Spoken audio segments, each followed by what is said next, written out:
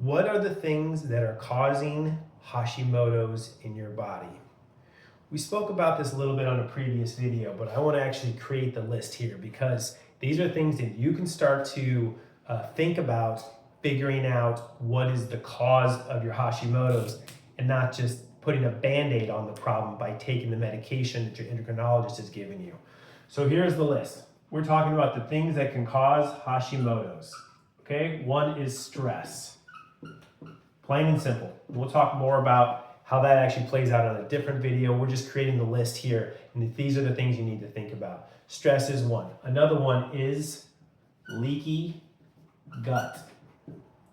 We'll talk about that on another video as well, but just be aware that leaky gut allows toxins, bacteria, things that you don't want to get into the bloodstream that can then stimulate or overreact your immune system, leading to this overabundance of attack on your thyroid, okay? The third one, and a very important one, is making sure that we figure out your food sensitivities, okay? So those are primarily gluten, dairy, and soy. And those foods, or the proteins in those foods, are and create this thing called molecular mimicry. Essentially what that means is these proteins look like infective organisms, not food to be digested. And your immune system, especially if you're eating these foods regularly, your immune system is just elevated every time you're doing it. And then you get this overreaction of the immune system, attack on the thyroid. All right. What are the next ones we want to do? Is raw goitrogenic vegetables. Basically, there are vegetables that have certain compounds in them, and when they are raw, they are laden with these molecules that can interfere with how the thyroid works. All right. So in the case of these type of foods, we want to make sure we cook them, or steam them, or better yet, try to minimize their intake, okay? So that's one of them. Another one is making sure that you fix and deal with any nutrient deficiencies, things like vitamins and minerals.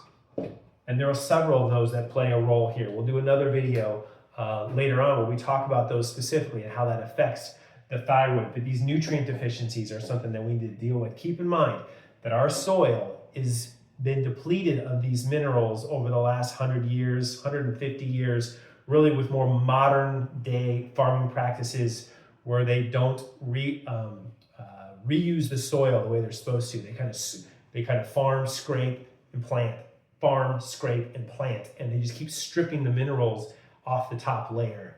And that's become a huge problem for us, not just in this country, but across the globe. Chronic viral infections can cause this problem. Basically, your immune system has a hard time managing something, for example, like Epstein-Barr, which causes mono. This can be hard on the immune system. It can trigger a certain kind of defect in our own immune system and make it start to have to work harder and harder and harder to try and manage and keep that Epstein-Barr in check. That causes this overreaction, and it starts to attack the thyroid. So that is something we have to keep an eye on. We have to make sure that we deal with the microbiome. The microbiome is better known as the layer in your gut where your probiotics live. The microbiome and imbalances there means that there could be improper processing of the thyroid hormones. You need to convert T4 and T3 in parts of the body, including the liver, kidney, and the gut. If the probiotics are off, it will cause problems with how your thyroid works. And then the last one is hormonal imbalances.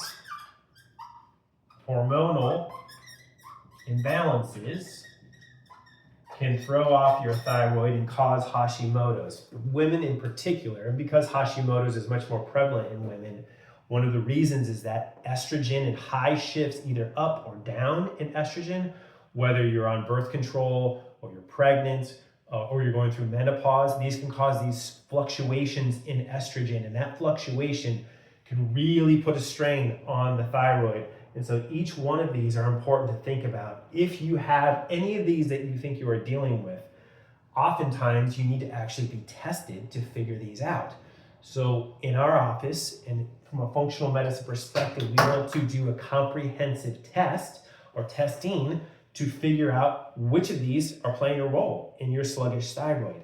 So today's your lucky day. What you do in the description to this video, go to the link and click on it. That's going to give you an opportunity. Take advantage of the phone call that we offer. It's usually 15 to 30 minutes where you speak to us, and we get to determine whether what's going on with you and what's your symptoms, etc., are something we think we can help with, and if you're a good fit for our office. And then you may have questions about functional medicine or how things work in our office. We can answer those questions for you. So take advantage of that phone call. This list is potentially one, if not all 8, playing a role with what's going on with you and your thyroid. Let's figure it out finally. Let's get to the root cause and finally get you back onto the road to healing that thyroid and optimal health.